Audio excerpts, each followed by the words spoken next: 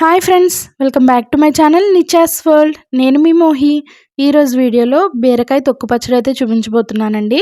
చాలామంది బీరకాయలతో కర్రీ వండేసుకుని తొక్కలైతే పాడేస్తూ ఉంటారు. కానీ తొక్కల్లో మంచి ఫైబర్ అయితే ఉంటుందండి. ఇలా పచ్చడి చేసి పెట్టుకోండి, చాలా అయితే టేస్ట్గా ఉంటుంది. ఈ పచ్చడి కోసం ముందుగా స్టవ్ ఆన్ చేసి ప్యాన్ పెట్టి ఒక 2 టేబుల్ స్పూన్స్ వరకు ఆయిల్ వేసి ఒక 2 టేబుల్ స్పూన్స్ వరకు పల్లీలను వేసి ఈ పల్లీలని మీడియం ఫ్లేమ్లో ఫ్రై చేసుకోండి. ఇవి కొంచెం గోల్డెన్ కలర్ వచ్చిన తర్వాత ఒక ప్లేట్లోకి అయితే తీసేసుకోండి. బీరకాయ తొక్కు పచ్చడి అనేది నేను ఈరోజు మీకు ఎండుమిరపకాయలతో చూపిస్తున్నాను. ఇదే పచ్చడి సేమ్ పచ్చిమిరపకాయలతో కూడా చేసుకోవచ్చండి. ఆ టేస్ట్ వేరేగా ఉంటుంది, ఈ టేస్ట్ వేరేగా ఉంటుంది. నెక్స్ట్ టైం మీకు పచ్చిమిరపకాయలతో చేసి అయితే చూపిస్తాను. ఇప్పుడైతే ఒక 10 నుండి 15 ఎండుమిరపకాయలు మీ కారానికి తగ్గట్టుగా వేసుకుని ఫ్రై చేసుకుని పక్కకు తీసేసుకోండి. ముందుగా బీరకాయలని తొక్కు తీసుకుని బీరకాయ తొక్కలన్నిటిని కూడా ఒక చిన్న చిన్న ముక్కలుగా అయితే కట్ చేసుకుని ఈ ఆయిల్లో అయితే వేసి కొంచెం అంతసేపు ఫ్రై చేసుకోండి. ఇవి కొంచెం ఫ్రై అయిన తర్వాత ఒక 2 టమాటాలను అయితే తీసుకుని చిన్న చిన్న ముక్కలుగా అయితే కట్ చేసుకుని ఈ బీరకాయ ముక్కల్లోకి అయితే యాడ్ చేసుకుని ఒకసారి మొత్తం కలిసేటట్టుగా అయితే కలుపుకోండి. ఇప్పుడు ఇందులో కొంచెం అంత చింతపండు అయితే యాడ్ చేస్తున్నానండి. చింతపండుని మిక్సీలో గ్రైండ్ చేసినప్పుడు కూడా వేసుకోవచ్చు. ఇప్పుడు వేస్తే ఏంటంటే ఇందులో మగ్గిపోయి మీకు సాఫ్ట్గా అయితే గ్రైండ్ అయిపోతుంది. ఇప్పుడు ఒకసారి మూత పెట్టేసి వీటన్నిటిని కూడా బాగా మగ్గించుకోవాలండి.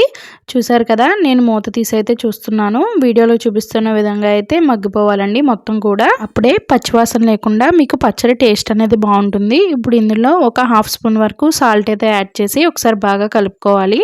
ఒక మిక్సీ జార్ అయితే తీసుకుని ఒక 1 స్పూన్ జీలకర్ర, అలాగే ఒక 10 వెల్లుల్లిపాయ రెబ్బలు, కొంచెం అంత సాల్ట్, ముందుగా వేయించి పెట్టుకున్న పల్లీలు, ఎండుమిరపకాయలను కూడా వేసుకుని కచ్చాపచ్చాగా అయితే గ్రైండ్ చేసుకోవాలండి.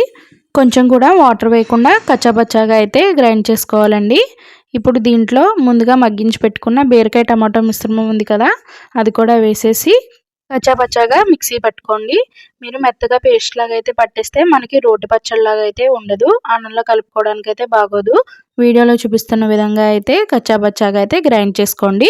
మీకు నచ్చితే తాలింపు అనేది పెట్టుకోవచ్చు, లేదంటే ఉట్టిగా కూడా కొంచెం నెయ్యి వేసుకుని అయితే తినొచ్చు. నేనైతే ఇక్కడ తాలింపు కూడా పెడుతున్నానండి.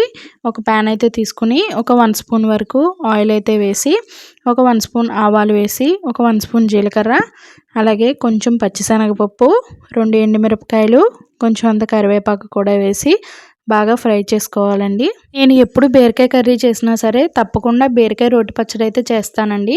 తొక్కలను అయితే పాడేయను, మంచి ఫైబర్ కంటెంట్ అయితే ఉంటుందండి. మీరు కూడా తప్పకుండా ఈసారి ఇలా బీరకాయ తొక్కలతో అయితే పచ్చడి చేయండి, చాలా అయితే టేస్ట్గా ఉంటుంది. ఇప్పుడు ఈ తాలింపునంతా కూడా బీరకాయ పచ్చడిలోకి అయితే వేసేసి ఒకసారి అయితే బాగా కలుపుకోవాలండి.